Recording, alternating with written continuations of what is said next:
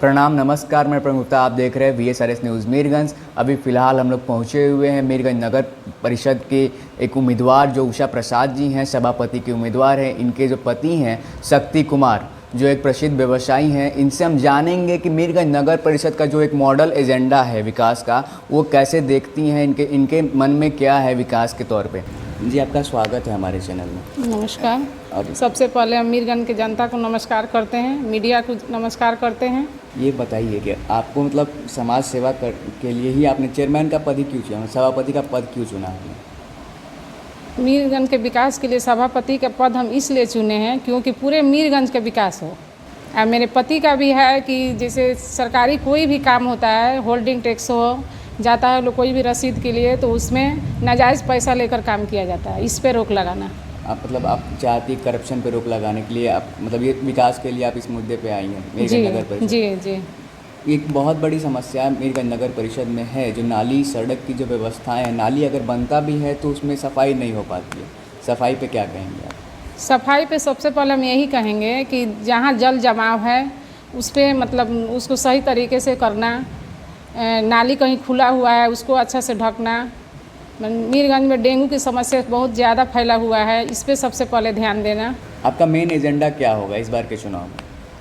हमारा main agenda यही होगा कि मीरगंज में जैसे सरकारी जो स्वास्थ्य केंद्र है उस पर भी कोई ध्यान दिया नहीं जाता है। रात बिरात अगर कोई तबीयत ख़राब होता है तो वहाँ पर कोई माने देखा नहीं जाता है। इस पे थोड़ा सा मतलब ऐसा व्यवस्था हो कि कोई भी जाए तो उसका सही तरीके से इलाज हो सके। हम लोग ग्राउंड रिपोर्ट के सर्वे में हम लोगों ने देखा है कि मीरगंज नगर परिषद में शौचालय की एक बहुत बड़ी कमी है। उस पर भी ध्यान दिया जाएगा, शौचालय बनाया जाएगा। आप मतलब कहाँ किन जगहों पे आप मुख्य तौर पे शौचालय के लिए आपने प्लान किया? जयप्रकाश चौक है, सब्जी मंडी है, हथुआ रोड है। बहुत लोगों का कहना है कि जो इंदिरा आवास है वो मूलभूत लोगों तक नहीं पहुंच पाती, जिनको मिलना चाहिए उनको नहीं मिल पाता है। उस पर आप क्या कहेंगे? उस पर हम यही कहेंगे कि हमारे चेयरमैन होने पर उस पर सही तरीक़ा से मैंने उसका लाभ दिलाया जाएगा। यहाँ पे ये चीज़ बहुत लोग जो गरीबों को नहीं मिल रहा है उनका हक दिलवाया जाएगा। वृद्धा पेंशन, विधवा पेंशन पे और राशन वाली मूलभूत जो सुविधाएं हैं जो मतलब सरकार द्वारा मिलती हैं वो लोगों तक नहीं पहुंच पा रही हैं। इसको मेरे आने पर इस पे मतलब सही तरीक़ा से सब काम किया जाएगा। आप मतलब आपका पूरा प्रयास रहेगा कि जी लोगों तक पहुंच सके। जी, लोगों तक पहुंच सके। इसमें एक और बड़ी समस्या है मीरगंज नगर परिषद में, जो जाम की एक समस्या है। जाम को निजात के लिए आपके क्या एजेंडा है आपके पास? उस पर ओवर ब्रिज बनवाएंगे जहाँ ज़रूरत लगेगी जी, जहाँ ज़रूरत लगेगी वहाँ पर ओवर ब्रिज बनवाएंगे। ये समस्या बहुत बड़ी समस्या है मीरगंज के लिए। एक इसके साथ ही हम आप बात करते हैं तो पार्किंग की जो व्यवस्था है मीरगंज नगर परिषद में, एक पार्किंग की मूलभूत जगह नहीं है, कहीं पे प्राइवेट या फिर सरकारी पार्किंग की व्यवस्था नहीं। इसके बहुत सारा जाम लगता है। इस पर आप पार्किंग को कैसे मैनेज करेंगे? ध्यान दिया जाएगा, बनवाया जाएगा पार्किंग के लिए जगह देख के, पार्किंग जगह देख के बनवाएं जी। इसके साथ हम अगर बात करते हैं प्रज्ञा नगर छठ घाट या फिर जो भी छठ घाट है हमारे पास, यहाँ पे एक जयप्रकाश चौक के पास है एक प्रज्ञा नगर छठ घाट। ये जो हमारा घाट है उसका जो तालाब का पानी है हमेशा मतलब बहुत दूषित रहता है। उस पर मतलब उसकी जो चीज़ें हैं मतलब वो घाट हुआ वो बिल्कुल साफ़ सुथरा नहीं रहता, उसके सरकार द्वारा उतना ध्यान नहीं दिया जाता। उस पर आप क्या कहेंगे, कैसे मैनेज करेंगे उस चीज़ को? उस पर भी सफाई पे ध्यान दिया जाएगा। उसी के चलते तो डेंगू मीरगंज में पूरे फैले हुए हैं। तालाब के जल जमाव के कारण वहाँ पर बहुत ज़्यादा गंदगी है। कोरोना काल में आपके द्वारा समाज हित में कुछ कार्य किया गया हो तो थोड़ा सा प्रकाश डालिए। इस सब में हमारे पति का ज़्यादा ही है। उनका समाज सेवा के लिए सबसे ज़्यादा उनका इसी रीजन से वो मतलब चेयरमैन पद के लिए चुने। मतलब कुछ चीज़ें अगर बताइए, कुछ है तो आप बताइए कि आपने कोरोना काल में क्या किया समाज के लोगों के लिए? कोरोना काल में हम लोग का वैश्य समाज है, वैश्य समाज का संस्था है। उस वैश्य समाज के संस्था के अध्यक्ष हर्षवर्धन प्रकाश हैं।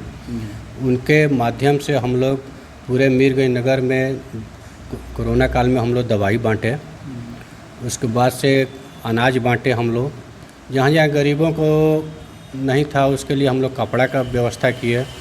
उसके बाद हर घर से रोटी बनवा कर हम लोग कोरोना काल में बाहर से लोग जो आते थे उनके लिए हम लोग पैकेट बनाकर बस में उन लोगों को रोटी देते थे। हम लोग ये काम किया है। कोरोना काल में ऐसी नहीं है कि हम लोग काम नहीं किया। डेंगू पिछले 3 सालों में बहुत बड़ी महामारी का एक रूप ले चुका है। 2019 में लगभग तकरीबन 5 लोगों की मौत हुई थी। अभी फिलहाल 3-4 लोगों की मौत नगर परिषद में हो चुकी है। इस पर क्या करेंगे आप? अगर चुनाव जीतते हैं तो फिर कैसे उस चीज़ को देखेंगे, किस तरह से मैनेज करते हैं? पहले तो नाले की सफाई होगी तो डेंगू की समस्या ख़त्म हो जाएगी। नाला की सफाई, नाले में मतलब पानी, गंदा पानी, मतलब कुछ ख़राब पानी रहता है और नाला के निकासी से नाला में पानी जमता है। पानी नहीं बहने से मतलब वहाँ पर जमावट होने के बाद से डेंगू का कीड़ा उत्पन्न होता है। तो उसको, नाला को तो सफाई करवाएंगे और जहाँ तहाँ कहीं भी मतलब जाम है, कहीं नाला ऊंचा है, रोड नीचा है, उसको मतलब ऐसा सिस्टम करवाया जाए कि पानी कहीं नहीं लगे।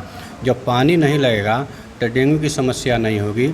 और समय समय पर बरसात के पहले जहाँ जहाँ ब्लीचिंग पाउडर का छिड़काव, गैस का जो छिड़काव जो होता है, गैसिंग करना, ये सब हम लोग काम करेंगे।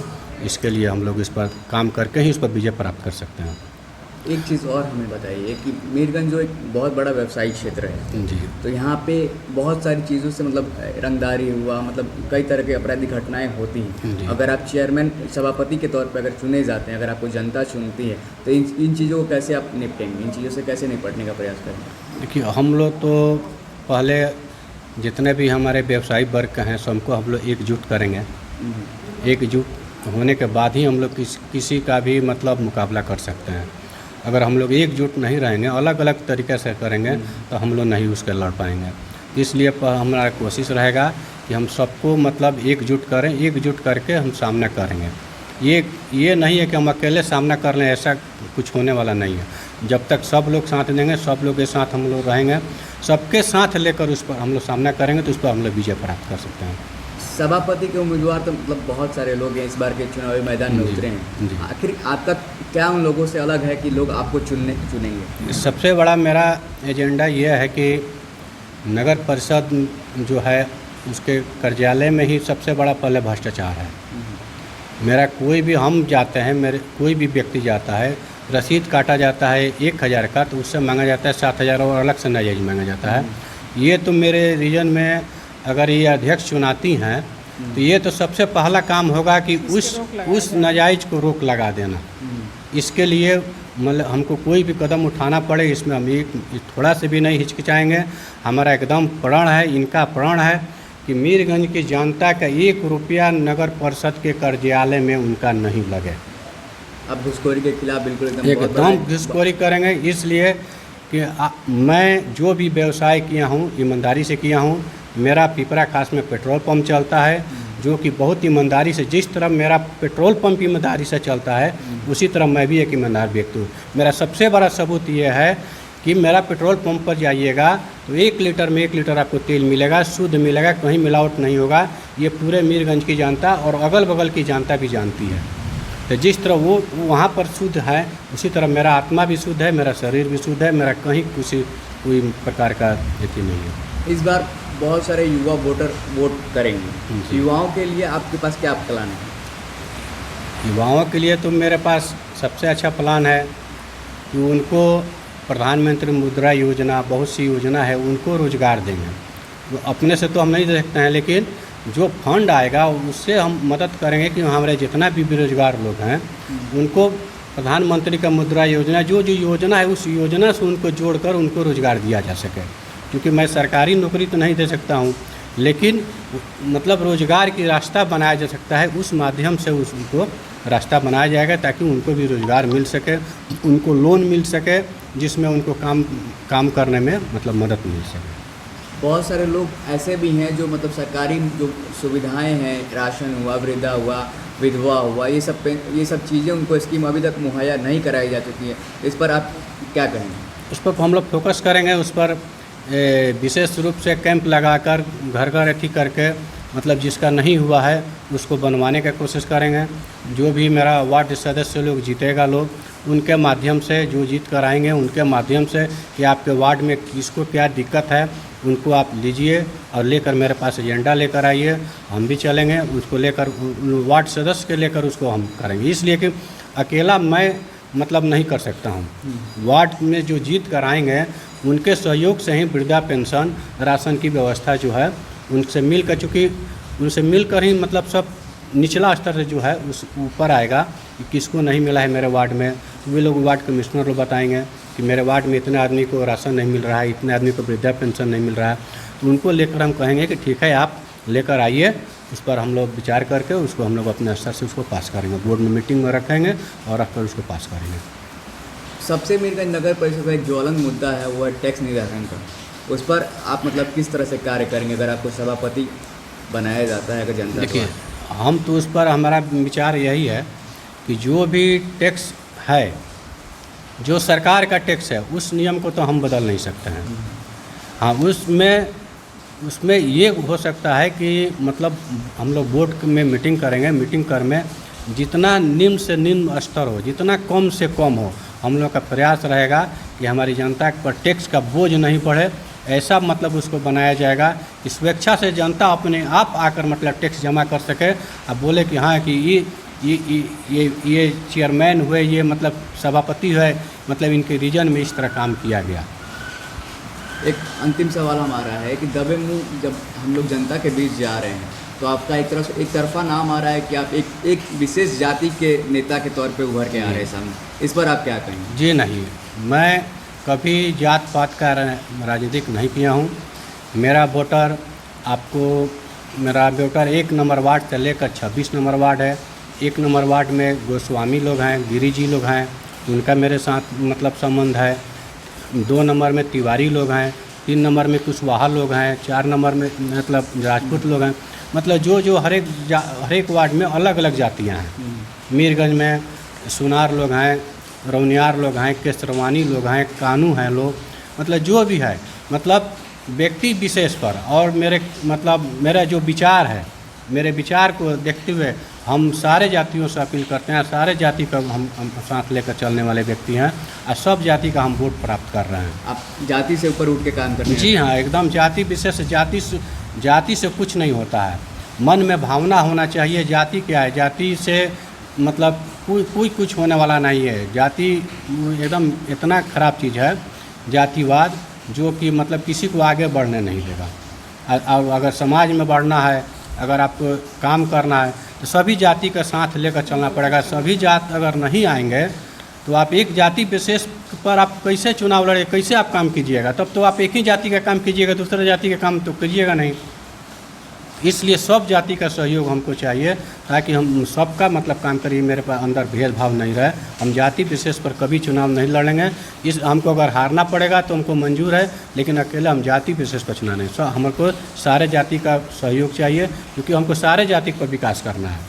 मतलब जाति विशेष पर मतलब विकास नहीं करना है, मतलब जो भी क्षेत्र की समस्या है उस पर हमको विकास करना है।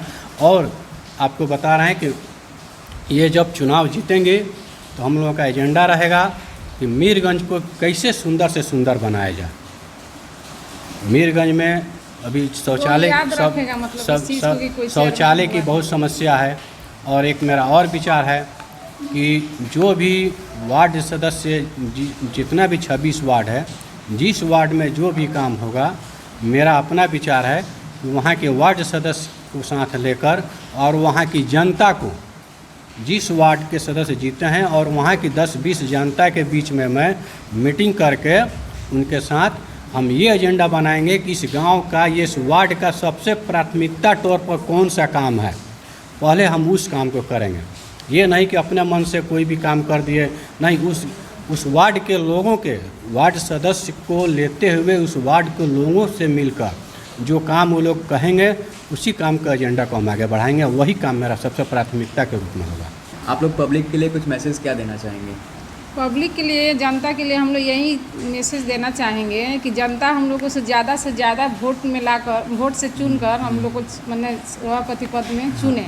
हम लोग मीरगंज के जनता के लिए मतलब सभी काम करने के लिए तैयार हैं। जहाँ भी कोई जनता की परेशानी होगी, कोई भी दिक्कत होगी, उसके लिए हम तैयार हैं। मेरा व्यक्तित्व पूरे मीरगंज की जनता जानती है कि मेरा व्यक्तित्व कैसा है। कभी हम झूठ साँच नहीं बोलते हैं, किसी से आज तक कोई मेरा लफड़ा नहीं हुआ है, बिना किसी भेदभाव की। ये पूरे मीरगंज की जनता भी जानती है कि मेरे अंदर कोई भेदभाव नहीं है। बिना भेदभाव की अगर हम उनकी सहायता करेंगे। जिस तरह जनता मुझको सहायता करेगी उससे कहीं 10 गुना हम उनकी सहायता करेंगे। मेरा यही जनता से अपील है। इस चुनाव में हमको विजयी बनाइए। विजयी बनाने का मतलब हुआ कि आप विजय, हम विजय नहीं हुए, आप ही लोग विजयी हुए, जनता विजयी हो, जनता विजयी होगी जी। इसलिए कि हर जगह जनता की बात रखी जाएगी और जनता मालिक है। और मेरे जीतने की बात जनता की ही तो हमको बात मानना है। हम तो मतलब मेरा तो एजेंडा कुछ भी है, लेकिन जो जनता कहेगी वही काम हम करेंगे। जनता के सेवक, जनता की सेवक हैं, कभी भी रहेंगे।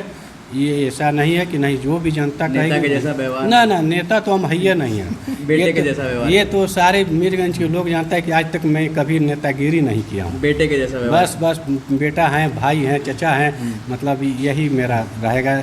जो हमारे बुजुर्ग हैं, आज भी मीरगंज के लोग जानता है कि जो बुजुर्ग है उनको हम कभी भी प्रणाम करते हैं, कभी भी सम्मान दिया है। ऐसा कोई नहीं है कि मतलब कह सके कि मेरे तरफ से उनको सम्मान नहीं दिया गया हो। अभी हमारी बातचीत हो रही थी उषा प्रसाद जी और उनके पति जो हैं शक्ति कुमार जी से। इन लोगों का कहना है कि हम जो वो काम करेंगे समाज हित के लिए करेंगे जो बाकी पिछले लोगों ने नहीं किया है। महिला उत्थान से लेकर युवा रोजगार और बहुत सारे जो मुख्य ज्वलंत मुद्दे हैं, टैक्स हुए, सड़क हुए, नाली उड़ाई का कार्य हुआ, जो ट्रैफिक जाम की समस्या है। इसके साथ ही एक बहुत बड़ी समस्या मीरगंज के व्यवसायियों के लिए है, जो कि यहाँ पे एक रंगदारी की जो चीज़ें हैं, इन चीज़ों से ये बोल रहे हैं कि इनका कहना है कि हम बहुत ताकत के साथ लड़ाई करेंगे। जो भी टैक्स के मुद्दे हैं, इसके साथ ही जो करप्शन है, नगर परिषद में जो करप्शन है, जो सरकारी चीज़ें हैं, जो स्कीम्स है, वो जो लोगों तक नहीं पहुँचे उसको हम पहुँचाने का काम करेंगे। और जो भी अगर जनता हमें चुनती है तो जनता के हित में ही सारा कार्य करेंगे। हम एक नेता के तौर पे नहीं, एक बेटे के तौर पे, एक भाई के तौर पे उभर के सामने आएंगे और जो भी ज्वलंत मुद्दे हैं उसको हम बहुत बखूबी फाइट करके और जनता के बीच में जनता के लिए ही लेकर के आएंगे। मैं प्रवीण गुप्ता, आप देख रहे हैं VSI न्यूज़ मीरगंज।